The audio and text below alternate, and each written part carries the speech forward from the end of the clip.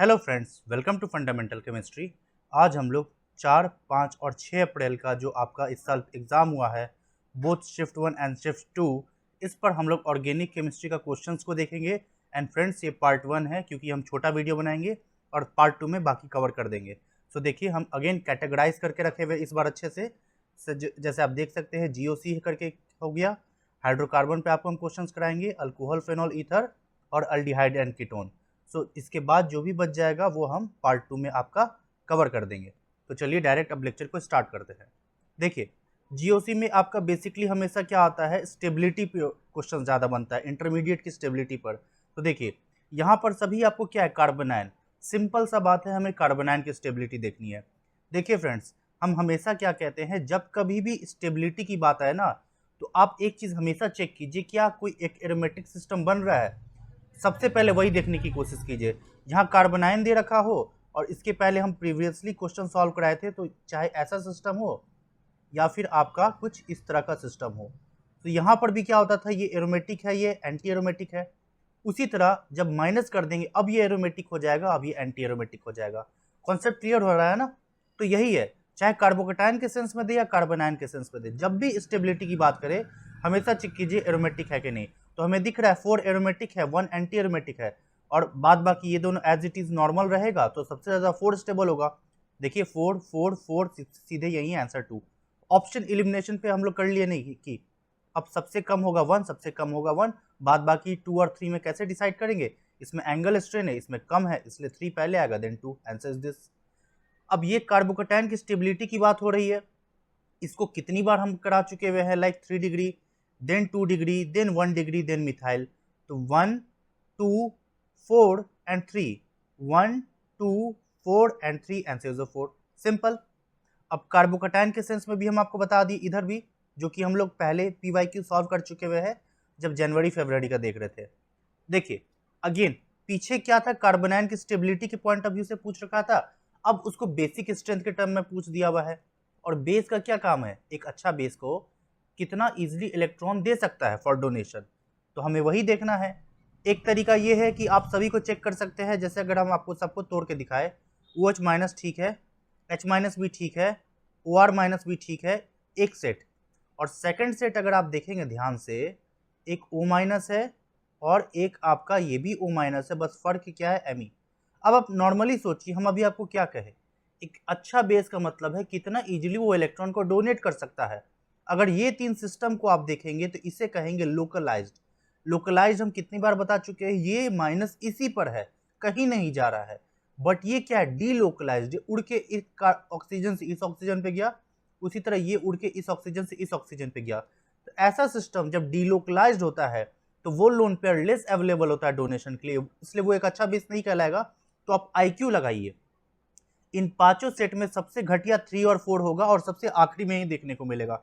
और सबसे आखिरी में देखिए सिर्फ एक ही ऑप्शन है 4 3, ये वाला, बाद बाकी किसी में नहीं है एक साथ, तो डायरेक्टली आप IQ लगा के बना दिए, तो ऑप्शन 2 हो गया। अब बचा इन तीनों में से, और इस दोनों में भी हम कैसे कह सकते हैं, हमारा ऑक्सीजन मोड अवेलेबल होना चाहिए फॉर डोनेशन। अब क्या है कि मिथाइल इलेक्ट्रॉन डोनेट करेगा इंडक्टिव से, तो इंडक्टिव से डोनेट करने के कारण क्या होगा, इस कार्बन का जो डेल पॉजिटिव कैरेक्टर है वो उसको घटा देगा। क्यों? क्योंकि अगर आप देखेंगे कार्बोनिल को तोड़ के तो माइनस और पॉजिटिव फॉर्म में रहेगा। तो अगर कोई ग्रुप है जो कि इलेक्ट्रॉन डोनेट कर रहा है, तो इसको पॉजिटिव कैरेक्टर को डिक्रीज कर रहा है, और अगर ये डिक्रीज हो रहा है तो उस केस में क्या ये इस साइड अब रेजोनेंस हो पाएगा, उतना नहीं हो पाएगा। इसीलिए इस केस में इलेक्ट्रॉन इज मोर अवेलेबल, और इस केस में सबसे लिस्ट अवेलेबल, तो सबसे लिस्ट अवेलेबल 3 का होगा, इसलिए आप देख रहे 3 का है। समझ में आ रहा है ना? बात बाकी उसी तरह आप इन तीनों में भी कह सकते हैं, H- सबसे छोटा है इसलिए मोर अवेलेबल फॉर डोनेशन है, और OH और OR में से भी आप कह सकते हैं ये समहाउ एक इलेक्ट्रोनिगेटिव एटम है, तो ये उतना नहीं देना चाहेगा, इसलिए सबसे ज्यादा H- होगा, तो सबसे ज्यादा H- होगा, तो 2 भी निकल के आ रहा है। इस पर हम डेप्थ लेवल पे हम एनालिसिस कर सकते हैं, बट आपको हम एक तरीका सिखा दिया, आप कैसे बता पाएंगे। ठीक है, हम शॉर्ट में रख रहे हैं। दूसरा आप देखिए, ट्रांस टू ब्यूटीन और सिस टू ब्यूटीन। अगेन जो हम लोग पीछे डायपोल मोमेंट चेक करके आए हैं वही कॉन्सेप्ट है, मिथाइल मिथाइल मिथाइल और मिथाइल, ये अपनी तरफ खींचेगा, ये अपनी तरफ खींचेगा, और इसमें क्या है, सॉरी इसके तरफ दे दीजिए, ये इसके तरफ दे दीजिए, क्योंकि sp2 कार्बन है और ये sp3 है, तो एट एनी कॉस्ट ये दोनों एक दूसरे को नलीफाई करेगा, बिकॉज एक इधर जा रहा है एक इधर जा रहा है, दोनों कोलिनियरली अपोजिट डायरेक्शन, तो इसका डायपोल मोमेंट 0 हो गया। बट ये इधर जा रहा है ये इधर जा रहा है, या फिर आप ऐसे कह लीजिए रफली इधर जा रहा है इधर जा रहा है, दोनों एक आएगा तो एक रिजल्टेंट होगा, तो इसका कुछ डायपोल मोमेंट होगा। तो सिस वाला मोर पोलर होता है, ट्रांसलेस पोलर ट्रू, और इस कारण इसका डायपोल मोमेंट यही बताना चाह रहा है। क्यों? क्योंकि जीरो डायपोल मोमेंट है, ट्रांसलेस पोलर है। So both correct and correct explanation. चाहे केमिकल बॉन्डिंग में हम लोग वो सब क्वेश्चन को सॉल्व किए चाहिए किए, कॉन्सेप्ट तो अभी भी सेम है ना। और इसी पर सिस और ट्रांस के कंपैरिजन के बेसिस पे कभी आपको मेल्टिंग पॉइंट और बॉइलिंग पॉइंट भी पूछ लेता है। सिस वाला का बॉइलिंग पॉइंट ज्यादा होता है और ट्रांस वाला का मेल्टिंग पॉइंट ज्यादा होता है, ये याद रख लीजिए, इनकेस पूछ ले तो आप बना सकते हैं। अब देखिए जीओसी का दूसरा पार्ट हो गया आपका, ये आप कह रहे थे कि ये कैसे, इसका ऑर्डर क्या याद रखना पड़ेगा। अच्छा, जीओसी में हम लोग देखे कार्बोनाइन का स्टेबिलिटी, कार्बोकैटायन का stability, basic strength, dipole moment पर क्वेश्चन बन गया। अब देखिए अलग अलग कंपाउंड का बॉइलिंग पॉइंट बताना है। बॉइलिंग पॉइंट हमेशा याद रखिए इज डायरेक्टली प्रोपोर्शनल, जितना ज्यादा इंटरेक्शन होगा, और जितना ज्यादा इंटरेक्शन होगा तो उससे क्या होगा, मॉलिक्यूल्स पास पास होंगे, मॉलिक्यूल्स पास पास होंगे तो एक बड़ा मॉलिक्यूल सिस्टम बनेगा। इसलिए कहा जाता है कि मॉलिक्यूलर वेट जिसका ज्यादा है उसका बॉइलिंग पॉइंट ज्यादा है। तो हमेशा याद रखिए अल्कोहल में हाइड्रोजन बॉन्डिंग होगा और उसके बाद कार्बोनिल ही आएगा, हमेशा याद रखिए अल्कोहल के बाद कार्बोनिल। क्यों?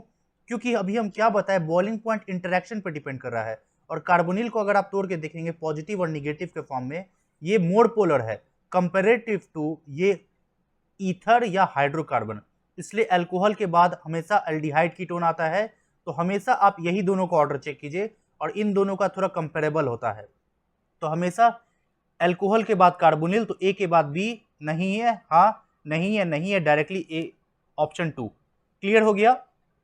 वही यहाँ हाइड्रोजन बॉन्डिंग के सेंस से पूछ रहा है, अगेन जीओसी का पार्ट, इसमें होगा इसमें होगा इसमें होगा इसमें होगा, इसमें इंट्रा है इसमें इंट्रा है, इसमें नहीं होगा। आई नो आपको ये आ रहा है एंड आई बिलीव, क्योंकि ये कई बार हम बता चुके हैं, इसलिए हम डायरेक्ट आगे बढ़ रहे हैं। तो डायरेक्टली आंसर 6 आप देखते जाइए, सभी हम हाईलाइट करके रखे हुए हैं।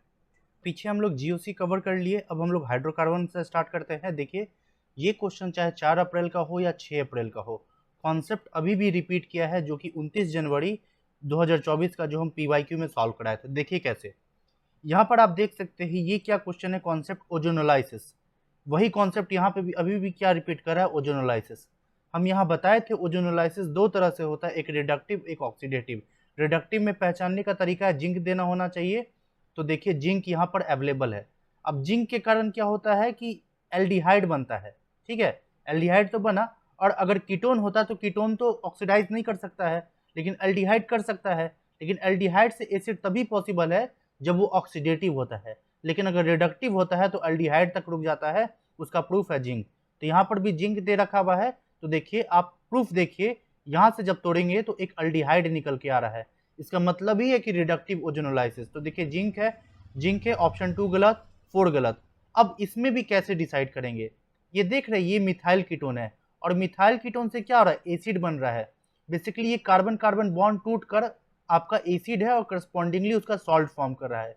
ये कौन सा रिएक्शन है, हेलोफॉर्म रिएक्शन। याद कीजिए हम पीवाईक्यू में रिएजेंट केमिस्ट्री में भी ये बता चुके हुए हैं, ठीक है। तो इससे हमें समझ में आ रहा है पहला पार्ट ओजोनोलाइसिस हो रहा है और सेकंड पार्ट आपका हेलोफॉर्म हो रहा है, तो इसलिए उसका रिएजेंट होता है I2NOH NCO3। अब देखिए 6 अप्रैल का जो ये क्वेश्चन है, यहां पर अगर आप याद कीजिए हम बताए थे जब कभी भी एल्काइन का रिडक्शन करते हैं 2 तरह से पॉसिबल है, एक केस में ट्रांस एल्कीन बन सकता है, एक केस में सिस एल्कीन। ये जो रिएजेंट है इसे कहते हैं बर्च रिडक्शन। यहां से दिख रही है ट्रांस एल्कीन बनता है, और अगर लिंडलार्स होता तो वो सिस बनता। अब देखिए इस क्वेश्चन में क्या फर्क है, यहाँ पर आपका ट्रांस एल्कीन से रिएक्शन डायरेक्ट जा रहा है, और यहाँ पर हमें ट्रांस बनाना था इस रिएजेंट के माध्यम से, यही तो हमारा ए बन गया। और अब क्या हो रहा है, ए का इसके साथ रिएक्शन कर रहे हैं, जिसका एक अलग नाम भी होता है, जिसको कहते हैं बेयर्स टेस्ट या बेयर्स रिएजेंट, जिसका काम क्या है, पाई बॉन्ड को तोड़िए और 2 OH जुड़ जाता है, इस तरह से सिन डायोल फॉर्मेशन करके होता है। तो यहां से हमें दिख रहा है ये हमारा बी हो गया। सो अब देखिए क्वेश्चन क्या पूछ रहा है, ये जो बी है इस बी में नंबर ऑफ ऑक्सीजन एटम कितने हैं, तो दिख रहा है 1 और 1 2, तो 2 ऑक्सीजन एटम है। अब इस क्वेश्चन में क्या फर्क है, यहाँ पर अभी भी जो प्रोडक्ट बन रहा है इसमें यही पूछ रहा है इस एक मॉलिक्यूल में कितने ऑक्सीजन एटम है। सिमिलरली यहाँ जो बी बन रहा है उस एक मॉलिक्यूल में कितने ऑक्सीजन एटम है।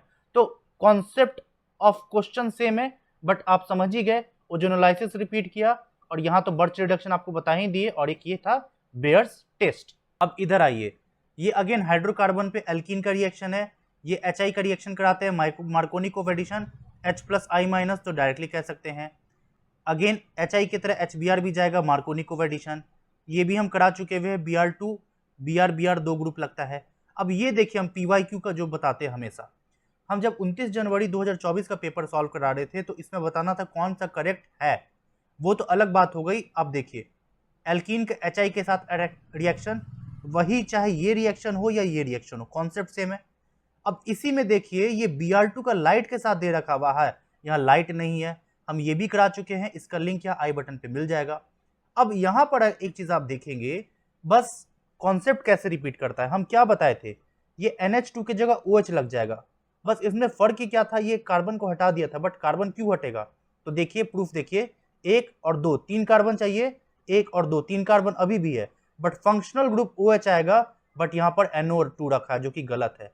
क्यों होता था, बिकॉज अगर आप देखेंगे RNH2 से RN2 पॉजिटिव बनेगा, और इस रिएजेंट से यहाँ से माइनस ऑफ H2O निकलता है इस पूरे रिएक्शन में, और वही H2O मॉलिक्यूल आके अटैक कर देगा, तो यहाँ से ROH बनता था। कॉन्सेप्ट मिला कि नहीं, तो इसलिए इस केस में कौन सा पॉसिबल नहीं होगा, तो आंसर इज 2।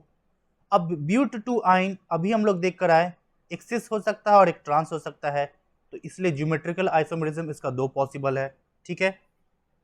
अब देखिए ये क्वेश्चन आपका है हाइड्रोकार्बन पे ही, किसका, aromatic electrophilic substitution reaction, NCERT. Anisole क्या है, देखिए ये क्या है, इस तरह से रिंग में इलेक्ट्रॉन डोनेट करेगा, तो ऑर्थो पैरा डायरेक्टिंग, तो मेजर क्या बनेगा, पैरा। क्यों, क्योंकि आप स्टीरिक पॉइंट ऑफ व्यू से सोच सकते हैं, यहाँ पे स्टीरिक है और यहाँ नहीं है, इसलिए पैरा इज मेजर। तो हमें दिख रहा है OMe का पैरा होना चाहिए, है नहीं है, नहीं है, नहीं है, option elimination direct this one. अब सेकंड स्टेप ब्रोमिनेशन कराना है, तो देखिए पैरा ऑक्युपाइड हो गया, तो अब ऑर्थो ही बचा, तो ऑर्थो पी आएगा, और ये इसके मेटा पे भी है, तो इसलिए directly this one. Concept clear है कि नहीं। अब क्वेश्चन इसी पर दूसरा क्या पूछ रखा है कि इलेक्ट्रोफिलिक सब्स्टिट्यूशन, हम आपको पहले भी बता चुके थे इलेक्ट्रोफिलिक सब्स्टिट्यूशन में क्या है, एक इलेक्ट्रोफाइल होता है, वो इस रिंग पे आकर अटैक करता है, यानी रिंग एज ए न्यूक्लियोफाइल की तरह बिहेव करेगा। तो हमें बस ये देखना है एक ऐसा ग्रुप लगा हो जो कि रिंग को इलेक्ट्रॉन डोनेट करे, तो +R वाला ग्रुप रिंग को इलेक्ट्रॉन डोनेट करेगा, और इलेक्ट्रॉन विड्रॉइंग ग्रुप वाला रिंग से इलेक्ट्रॉन खींचेगा, तो रेट किस में ज्यादा होगा, जो रिंग को इलेक्ट्रॉन दे, तो ये मिथॉक्सी +R से देगा, ये मिथाइल हाइपर कंजुगेशन से देगा, इसलिए सबसे ज्यादा 1 का होगा, देन 2, 1 का होगा देन 2। हाइड्रोजन तो कुछ कर नहीं रहा है, बट CF3 उल्टा खींच रहा है, इसलिए लास्ट में 4। कॉन्सेप्ट क्लियर हुआ कि नहीं। और ये सारा क्वेश्चन देखिए अभी तक जितना भी कराया है ना, सब PYQ आपको कराया हुआ है। अब एक क्वेश्चन यहाँ एक इंपॉर्टेंट अच्छा क्वेश्चन है जो हम आपको बताना चाहेंगे, वो है दिस वन। पहले देखिए कॉन्सेप्ट, आपको हम PYQ में भी करा चुके हुए हैं कि फेनॉल को अगर डाइल्यूट HNO3 के साथ कराएंगे तो मोनो सब्स्टिट्यूशन, कॉन्ग के साथ कराएंगे तो पॉली सब्स्टिट्यूशन, जिसे मोस्ट कॉमनली हम लोग पिक्रिक एसिड कहते हैं।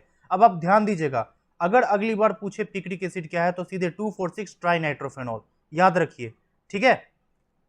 अब देखिए एक क्वेश्चन और क्या बन सकता है अगर पूछ लिया तो, ऑर्थोनाइट्रोफेनॉल स्टीम वोलाटाइल है और पैरा वाला लेस वोलाटाइल है। कॉन्सेप्ट है हाइड्रोजन बॉन्डिंग का, ठीक है। हम डिटेल में नहीं जा रहे हैं बिकॉज ये सब कराया हुआ है।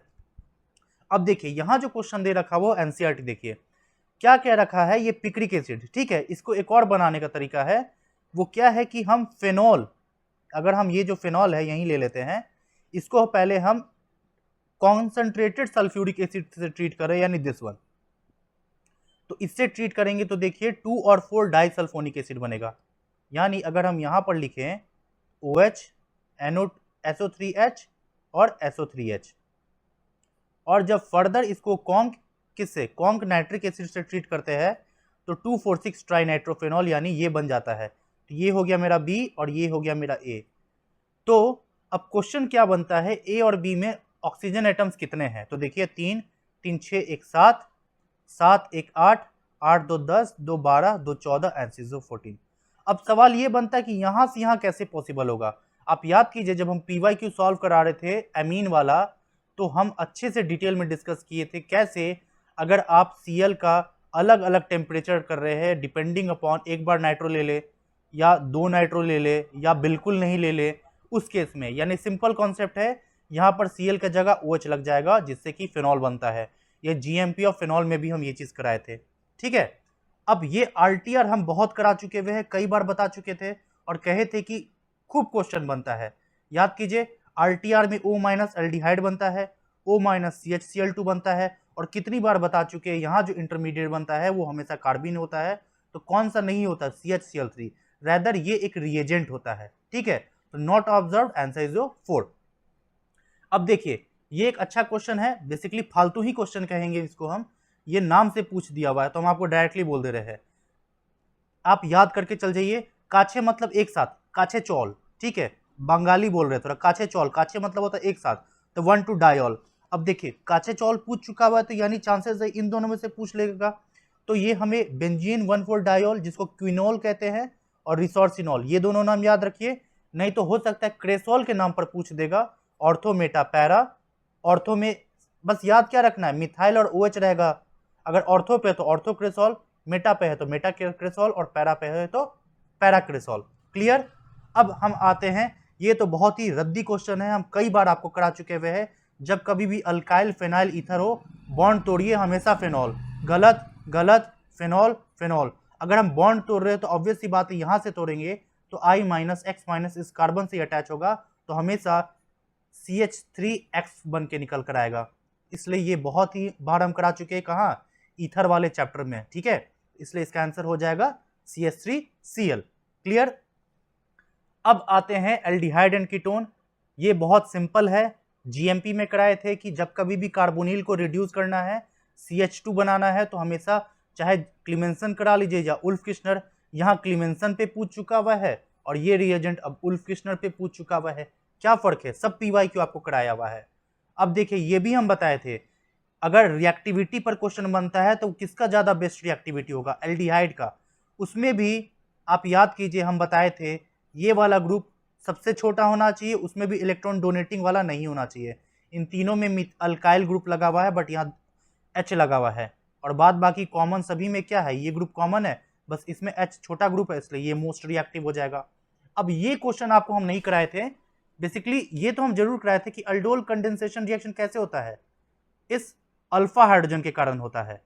लेकिन ये ट्रू है, बट क्रॉस का मतलब क्या हो गया? मान लेते हैं हम एक CH3 ले लेते हैं, तो अगर ये मॉलिक्यूल से अगर हम कार्बोनाइन बनाते हैं CH2- और ये अपने पे ही आके अटैक करता है तो इसको कहेंगे सेल्फ। लेकिन मान लेते हैं मेरे मॉलिक्यूल में एक और ग्रुप मौजूद है, ये कीटोन ले लिए, तो अब ये इसको जाके अटैक कर रहा है तो इसको कहेंगे क्रॉस। खुद का खुद पे अटैक कर रहा है तो सेल्फ, खुद का दूसरे पे अटैक कर रहा है तो क्रॉस। तो ये भी पॉसिबल है, इसलिए cross aldol is not possible, false. True हो गया, तो ये ट्रू, ये false, answer is 1 is correct, second is false. तो इस पूरे PYQ में अभी तक हम जो भी सॉल्व कराए, मेरे पॉइंट ऑफ व्यू से आपके लिए बस एक ये नया है और दूसरा ये नया है, रद्दी क्वेश्चन ही कह लीजिए, और तीसरा ये। बाद बाकी अगर आप देखेंगे हम जो भी PYQ आपको प्रैक्टिस कराए हैं एल्डिहाइड कीटोन पे और जितना भी ऑर्गेनिक अभी तक हम कराए, ये सारा आपका रिपीटेड है। सो फ्रेंड्स इतना ही रखते हैं, पार्ट 2 में बाकी वीडियोस ला देंगे, बाकी part. So thank you guys and good luck for your upcoming examinations. और अगर आपको ये वीडियो पसंद आ रहा है तो लाइक शेयर सब्सक्राइब जरूर कीजिएगा। So good luck and take care.